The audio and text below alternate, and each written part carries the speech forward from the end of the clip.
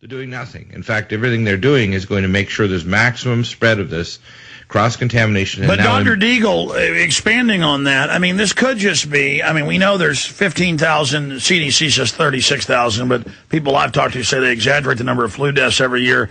But, I mean, let's just say it's 36,000. You got tens of thousands of deaths from flu every year in Mexico. And so a couple hundred people are dead. Let's say they're covering up. Well, let's say 1,000. Let's say 1,000 are dead. Let's say 5,000 are dead. Hypothetically, still, why all the fear-mongering? That's what makes your heckles go up to see the martial law grid going in. Are they just using this hype to... Well, there's a couple things. Hold on, to cover up the news cycle with all the other issues that they want to cover up, the people rebelling in Mexico. Absolutely. They're using it as a tool. The first problem is the statistic. They don't actually have, if you were to say there's 36,000 deaths, the first thing they have to do is, number one, they have to prove that they had that virus in their system. So when they write it on their certificate, they don't have viral proof. That's number one. I was one of the reference clinics in Denver that actually did the viral test. Yeah, a lot of times if they hospice some old lady, they say she died of flu, or if it's a drug interaction or a bad surgery, they don't want to be sued for malpractice, so they say flu. Yeah, exactly. And the other thing that happens is, and I know when I put somebody in the hospital, those who, quote, got the flu ended up on a respirator or needed all kinds of intensive care. They always had mycoplasma, okay? And by the way, mycoplasma is one of the components in the chemtrails. I call them biotrails is a better term.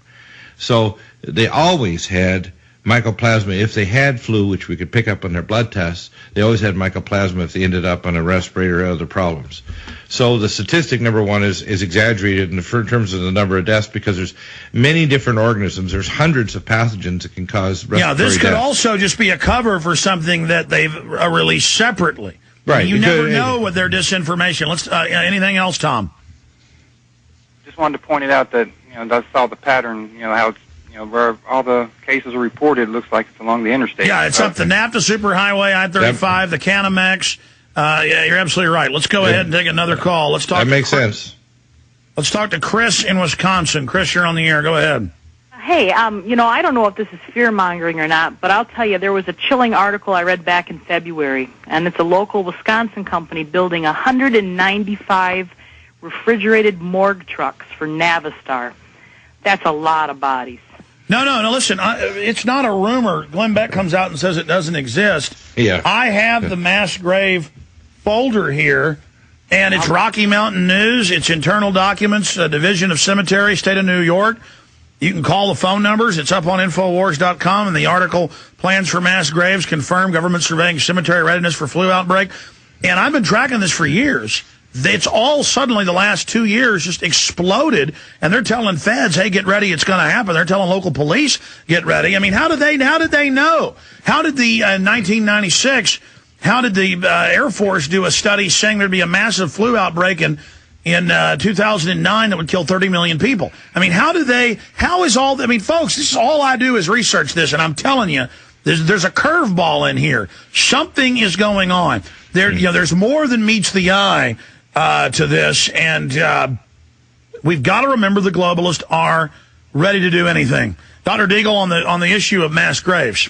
Yeah, in June of 2003, the U.S. government and Department of Homeland Security received 6 million body bags. And these were not to be shipped to Iraq or Afghanistan. That was just the first shipment. They've been receiving shipments literally every couple of months in that order of magnitude, including these coffins that can put more than one body in. I have the documents and reports that they actually were planning on figuring where they could put the bodies, like in old coal or tin mines below the water line so it wouldn't affect the ground table, so they could literally drop the bodies in because they don't have the facilities to burn them all. So they want to stick them in body bags and put them below the water table. By the way, I have the Rocky Mountain News here. This is all admitted. Under what the CDC's announced in this Homeland Security emergency, that's all in the executive orders. This is not our opinion, but Glenn Beck will get up and say it doesn't exist. Yeah, I know. Isn't it ridiculous? And the fact is that we're not, by the way, this is a new term I'd like to use, Alex, and I'm sure that you'll like it. We're no longer conspiracy theorists. We're agenda analysts. We're now agenda analysts. We're just, as I tell people, don't believe, just read. And then your movies, by the way, are the best. The Endgame and, Global Enslavement. These movies explain and just show you the cold, hard facts. Whether people want to believe, they can go back to the documents themselves and says, my gosh, We're not exaggerating. There's a bibliography for the Obama deception at the obamadeception.net. Everything in there is documented. There's a bibliography for Endgame Blueprint for Global Enslavement. You know, this is not our opinion. And when people try to debunk my films, they do straw men. They say, oh, his film shows Bush's people and shows Kashkari, and Alex is saying that guy works for Obama. No, we don't. We show that both groups work together and that it's bipartisan, and they try to spin that. I mean, they can't debunk anything.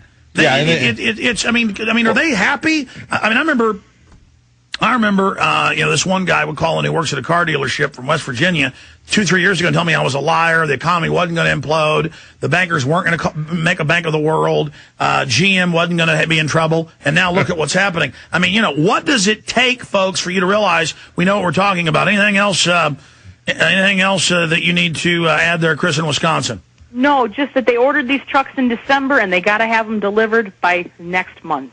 All right, wow. Yeah, it's all coming. Well, they got this huge FEMA drill for a nationwide takeover coming up in a week, and then by the way, that takeover drill is on May 1 and 2. May 1 is Beltane, which is a satanic holy day.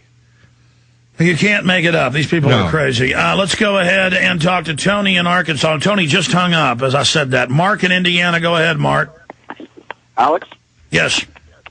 How you doing? I don't know if you remember me. I called back in October with the Obama confrontation, and then I got on live TV confronting Charlie Gibson. You remember that? Yes.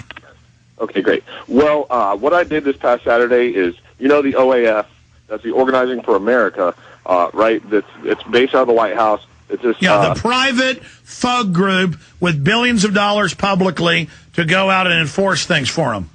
Right. Well, I went there this Saturday to one of those meetings posing as wanting to be a community organizer, right? But what I did was, I raised my hand. There's probably about 75, 80 people there. So what I did is I raised my hand. I said, I prepared a half-page speech on community organization. Would you mind if I read this? So I went up there, and I got in front of all these people, right? And the first half of the speech is just, after 8 years of war and economic hardship, blah, blah, blah. As community organizers, we need to make sure that our country goes in the right direction, And right then was when I just said, Obama has proposed a 1 million-person national security force, talked about, Rahm Emanuel and the 1825 Universal Service, and just these people's faces were just like jaw-dropped. They had never heard of the proposal. And because you opened it up by attacking Bush, you ended the left-right membrane of control, and they were absolutely defenseless to the truth. Right. That's exactly what I presented it as. Just imagine if Bush proposed this. People would burn the city to the ground. And if you approach it like that, you can break their programming. That's what the Obama deception does. What did you do from that point on? Well, I read my speech, and then after that I elaborated. I said, Obama's calling for a world order.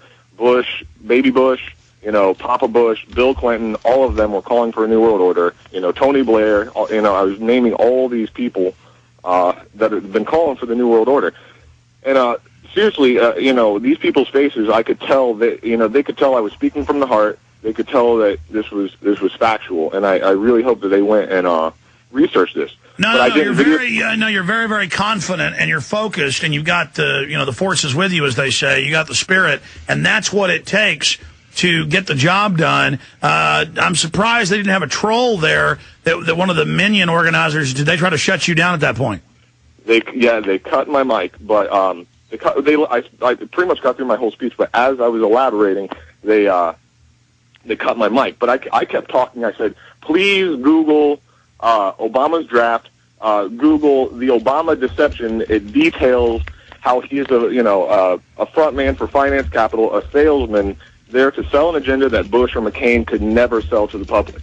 He's groomed and catapulted, groomed by the financial and intellectual elite, and placed there to sell the agenda, like that. And listen, their whole agenda was failing. If they don't start a war, if they don't stage a bio attack, That's how they get us to, even though we're in hardship, rally around the government, quote, come together under them. They need crises, and that is certainly, whether it's hyped or real, that's what this lab-made designer flu is all about. I salute you. Good job. Dr. Deagle, again, I go back to that point. I didn't say a year ago they were going to release bird flu. I've been saying it the last 2 months. I said some type of flu. I see them preparing. I see that being set up. I see all these drills. The same pattern I saw before 9/11. I said, get ready, brace for it. I believe they're about to play the bio card. And again, it's not that I'm even that smart. It's that I constantly study this. And you're obsessed. That's why you know it. You read. You actually apply the reason is I like Alan Sting's article a month and a half ago. He said people that win because they're 100% committed, or 110%. The GCN Radio Network, providing the world with hard-hitting talk radio. GCN, great talk radio starts here.